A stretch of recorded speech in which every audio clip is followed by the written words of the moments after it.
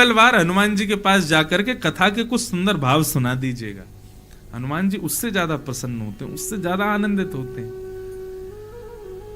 मतलब सिद्ध ये होता है जिसको कथा प्रिय वो ठाकुर जी को प्रिय, और जिसको कथा सत्संग प्रिय नहीं है ठाकुर जी का। एक कथा आती है सक्कू बाई, भगवान की परम भक्ता हुई सक्कू बाई।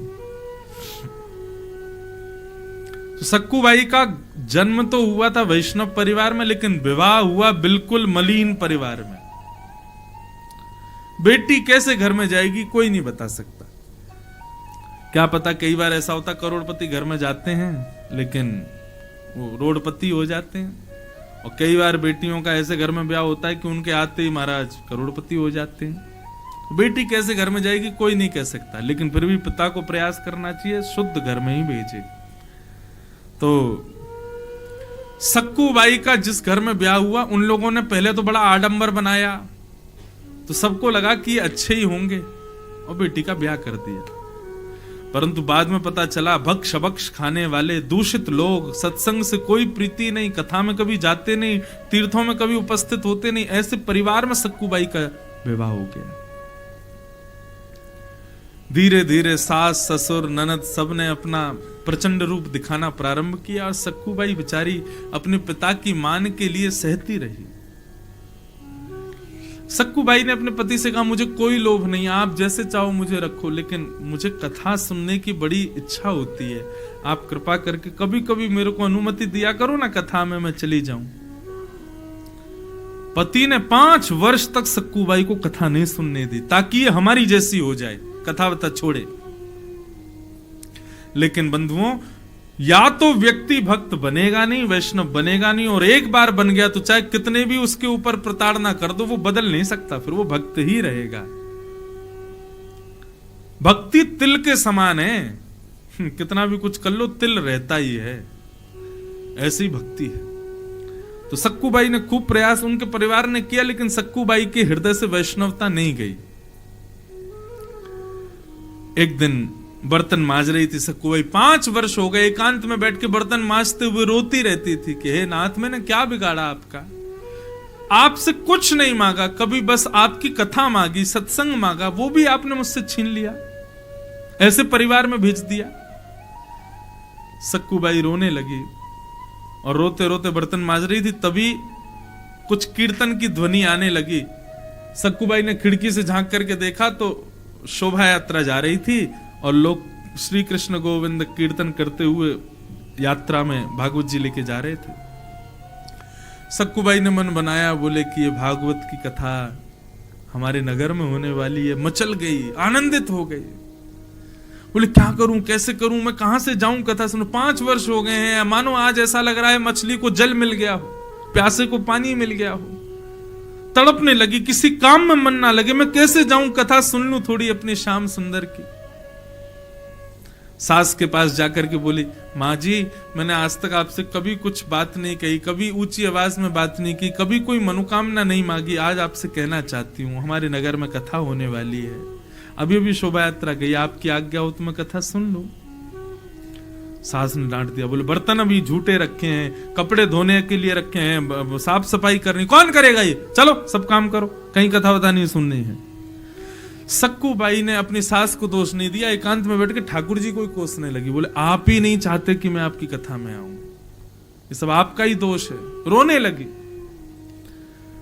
जैसे ही रोने लगी इतने में ही ठाकुर जी से सहा नहीं गया, और ठाकुर जी सक्कू बाई की सास का रूप धारण करके आ गए, और सास बन करके आए सक्कू बाई के सामने, बिल्कुल वही अदा, तेज तर्रार बिल्कुल, और गए और जाकर के सक्कू बाई के सामने डंडा पीटते हुए बोले, ए सक्कू, हाँ माँ जी चल आज के लिए छूट देती हूं, जा कथा सुना। अब जैसे सक्कू बाई ने सुना ये मेरी सास बोल रही है,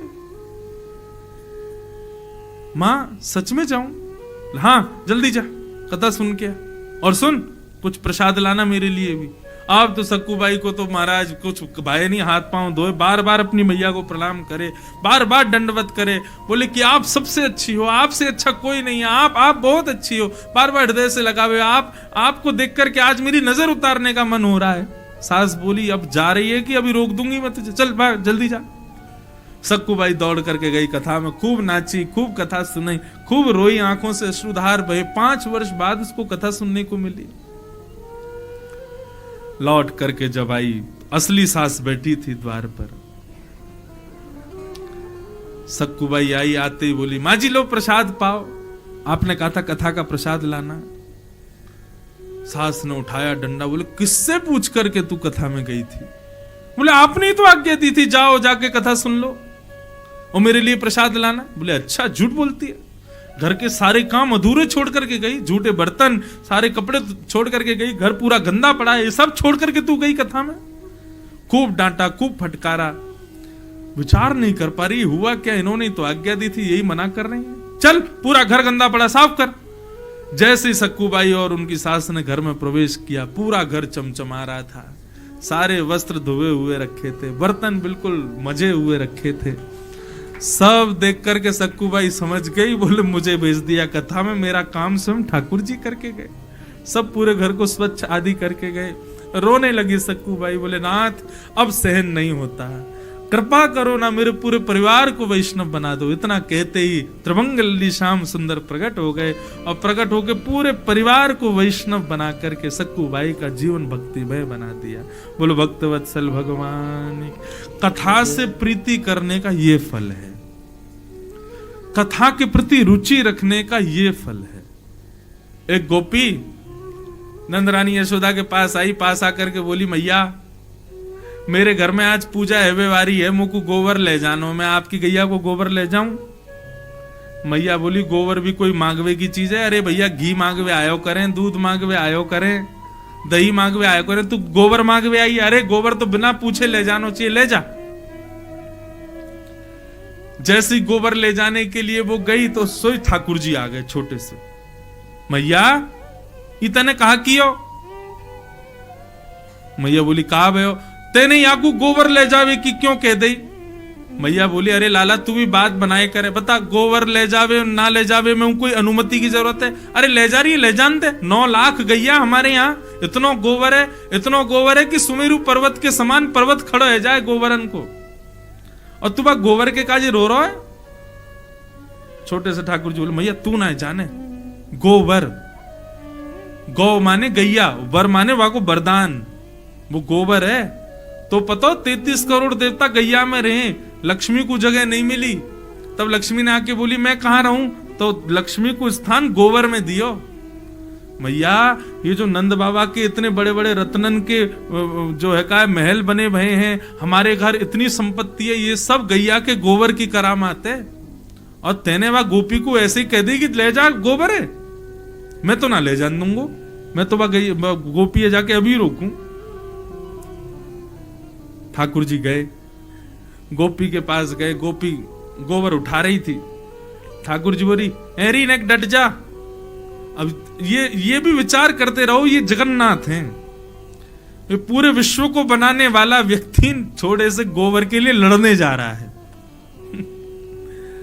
गोपी तो बोले ए नेक डट जा, कहां ले जा रही है गोबर? और नंदरानी यशोदा ने मुंह को कहिए ले जाओ गोबर है। बोले यशोदा ने कह दी लेकिन मैं गोपाल हूं, गैयान को असली पालक मैं हूं, मेरे बिना आज्ञा के तू नेक भी गोबर ना ले जा सके, या तो छोड़ दे यहीं पर।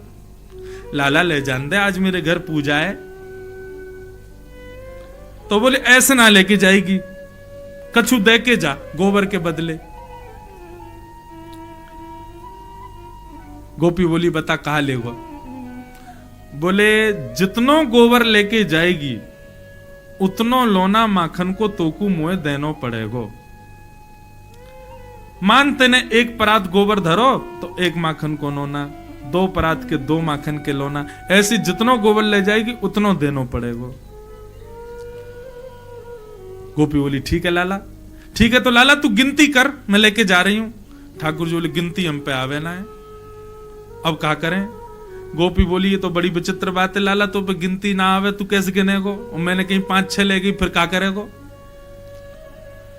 ठाकुर जी बोले मुंह पे ना आवे लेकिन मैया पे आवे, और मैया अभी आवेगी ना गिनती करवे, तो क्या करें? बोले गोपी एक काम कर, तू जैसी एक परात गोबर उठावे ना, तो एक गोबर की बिंदी मेरे माथे पे लगा दियो, फिर दूसरो गोबर उठावे सो दूसरी बिंदी लगा दियो, ऐसे जितने गोबर उठावे उतनी बिंदी मेरे मुंह पे लगा दियो, फिर मैं जाके मैया ते गिनवा लूंगा और उतनो तो को बता दूंगा, उतनो माखन दे दियो। ये वो जगन्नाथ हैं जिन्होंने पूरे विश्व को बनाया। और आज यहां गोबर बेच रहे हैं और बदले में क्या ले रहे हैं? मक्खन। और वो भी मक्खन तब ले रहे हैं जब 9 लाख गैया घर में है। मतलब मक्खन की, दूध की, दही की कोई कमी नहीं है।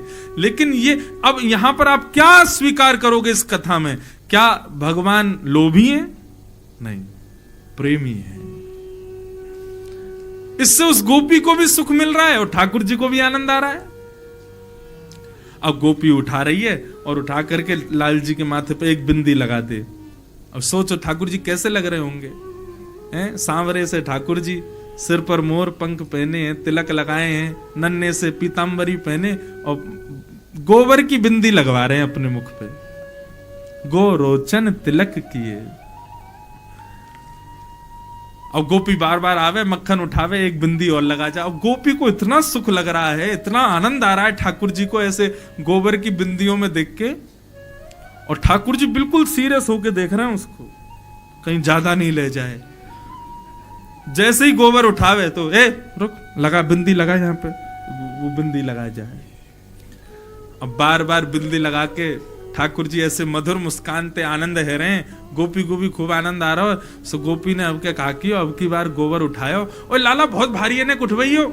जैसे ठाकुर जी उठवाने गए सो गोपी ने सबरो गोबर ठाकुर जी पे ही डाल दियो। जैसे ही डारो पूरे ठाकुर जी गोबर में संलिप्त है गए।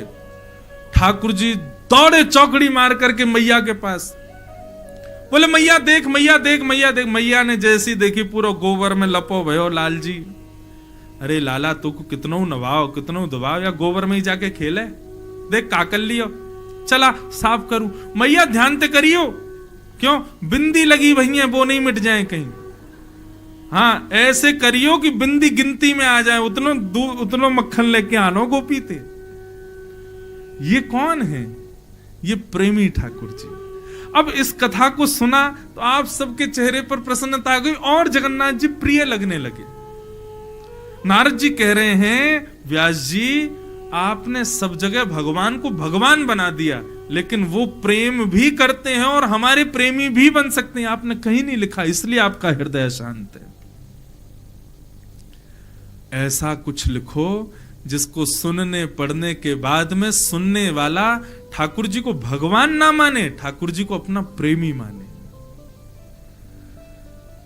जो संबंध वो संसार में बनाता है, भाई बंधु सखा मित्र माता पिता पति पत्नी, ये सारे संबंध वो ठाकुर जी से बनावे। ऐसा कोई ग्रंथ लिखो जिसको पढ़ने के बाद में ठाकुर जी हमारे लगने लगे।